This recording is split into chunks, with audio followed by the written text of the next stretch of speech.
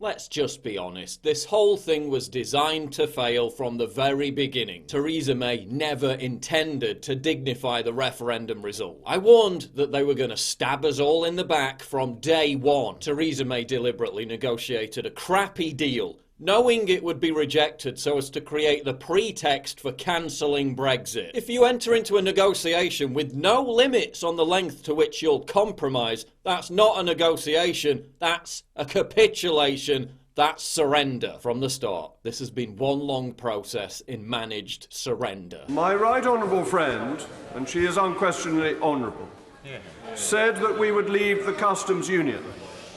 Annex 2 says otherwise. My right honourable friend said that she would maintain the integrity of the United Kingdom. A whole protocol says otherwise. My right honourable friend said that we would be out of the jurisdiction of the European Court of Justice. Article 174 says otherwise. As what my right honourable friend says and what my right honourable friend does no longer match. This is not Brexit. This is a failure of government policy. It needs to be rejected. I mean, for God's sake, her chief negotiator, the guy cutting the deal, Ollie Robbins, was a staunch communist who defended Stalin. What did you expect? Now, Theresa May is threatening no Brexit whatsoever if her shit sandwich of a deal gets rejected. Which it will, and that was the plan all along. I knew this is what would happen because it's a tried and tested EU model. Give people the illusion of choice, the facsimile of democracy. Let them vote, but if their vote defies the EU, just sabotage the process, or make them vote again and again and again until you get the result you want. Citizens across the continent voted to reject the Maastricht Treaty, to reject the Nice Treaty, to reject the EU Constitution, to reject the Lisbon Treaty, to reject the Euro bailout. Every time the votes were ignored, emphasising the fundamentally anti-democratic nature of the European Union. We are being asked to sign up to a deal that doesn't really give us Brexit, that betrays the greatest democratic exercise in this country. But I have to say, tonight, I'm feeling more optimistic. I'm seeing the resignations.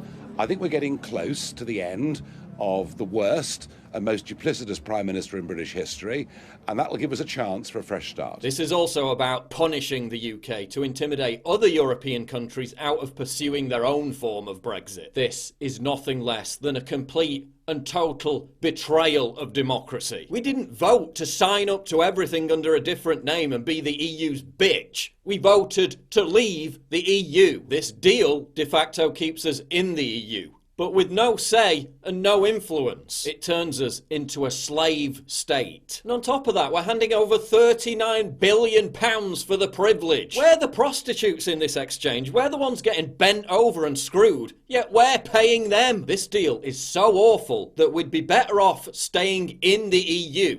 And that was the plan all along. Now they're going to push for a second referendum, which includes the option of cancelling Brexit. An option that will serve as a death sentence for the very notion of Great Britain as a democratic country. Having stuck in the knife, May and her globalist cabal are now twisting it by putting the country at risk of the chilling prospect of being ruled by Jeremy Corbyn, a terrorist sympathiser who thinks that Venezuela's socialist dystopia is a model for the world. The choice is now clear.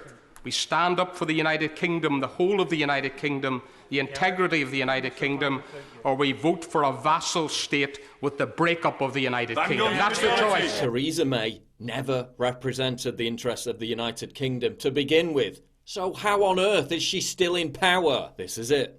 This is our last chance to appoint a leader whose loyalties lie with their country, not with a gaggle of odious technocrats in Brussels. This is the last chance for Britain to avoid disappearing down a hard left hellhole. This is the last chance for Britain to avoid a constitutional crisis. This is sovereignty on the chopping block. This is democracy hanging by a thread.